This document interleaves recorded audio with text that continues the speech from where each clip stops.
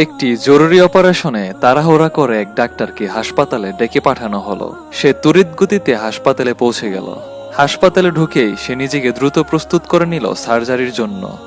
এরপর সার্জারি ব্লকে গিয়ে দেখলো রোগীর বাবা ওখানে পায়চারি করছে ডাক্তারের অপেক্ষায়।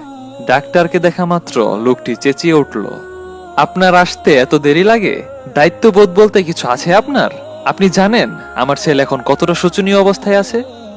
ডাক্তার ছোট্ট একটা মুচকি হাসি দিয়ে বলল, আমি দুঃখিত, আমি হাসপাতালে ছিলাম না, বাসা থেকে তাড়াহুড়া করে এলাম, তাই খানিক দেরি হলো। এখন আপনি যদি একটু শান্ত হন আর ধৈর্য ধারণ করেন তবে আমি আমার কাজটা শুরু করি। লোকটি এবার যেন আরো রেগে গিয়ে ঝাঁঝালো স্বরে বলল, ঠান্ডা হব? আপনার সন্তান যদি আজ এখানে থাকতো, আপনার সন্তান যদি জীবন মৃত্যুর মাঝে দাঁড়িয়ে থাকতো, তবে আপনি কি করতেন? শান্ত হয়ে বসে থাকতেন? ডাক্তার আবার হাসলেন আর বললেন, আমি বলবো, পবিত্র গ্রন্থে বলা হয়েছে মাটি থেকেই আমাদের সৃষ্টি আর মাটিতেই আমরা মিশে যাব। ডাক্তার কাউকে দীর্ঘ জীবন দান করতে পারেন না।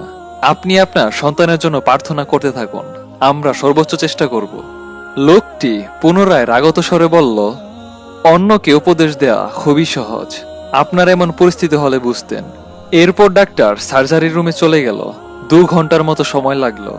সব শেষে ডাক্তার হাসি মুখে বের হয়ে রোগীর বাবার কাছে এলেন আর বললেন, আলহামদুলিল্লাহ, অপারেশন সফল হয়েছে।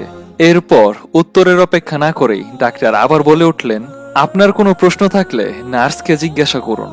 এই কথা বলেই হাসি মুখে সালাম জানিয়ে তিনি চলে গেলেন। এরপর লোকটি নার্সকে বললেন, এই ডাক্তার এত নিষ্ঠুর কেন? তিনি কি আর কিছুক্ষণ এখানে থাকতে পারতেন না? আমি ওনাকে আমার সন্তানের ব্যাপারে আরো কিছু জিজ্ঞেস করতাম। তখন নার্স তাকে বললেন, ডাক্তার সাহেবের ছেলে আজ সকালে রোড অ্যাক্সিডেন্টে মারা গেছেন। তিনি আপনার ফোন পেয়ে ওনার ছেলের জানাজা থেকে উঠে এসেছেন, এখন আবার দৌড়ে চলে গেলেন কবর দিতে। একজন মানুষকে কখনো তার বাইরের আচরণ দেখে যাচাই করা উচিত নয়, কারণ আপনি কখনোই জানেন না তিনি কিসের মাঝে আছেন। সমালোচনা আর সন্দেহ তাই না জেনে আমাদের করা উচিত নয়। বিপদের মাঝেই আমাদের ধৈর্যের পরীক্ষা দিতে হয়। অপরাধীরা সাময়িকভাবে সুবিধা লাভ ও আনন্দ উপভোগ করলেও শেষ পর্যন্ত তারাই অপমানিত হয়। প্রক্ষান্তরে নির্দোষ লোকেরা চক্রান্তের কারণে সাময়িক ক্ষতির শিকার হলেও পরিশেষে তারাই হয় বিজয়ী ও সম্মানিত। হে আল্লাহ, আপনি আমাদেরকে উপরের কথাগুলো হৃদয় দিয়ে অনুধাবন করে আমাদের সবাইকে মুত্তাকি, পরহেজগার ও খোদাবীর হওয়ার তৌফিক দান করুন, আমিন।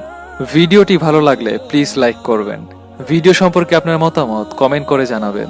আর হ্যাঁ, ভিডিওটি শেয়ার করতে ভুলবেন না। এই রকম ভিডিও পেতে আমাদের সাথেই থাকুন। ভিডিওটি দেখার জন্য ধন্যবাদ। তো দেখা হচ্ছে পরের ভিডিওতে। সে পর্যন্ত আল্লাহ হাফেজ।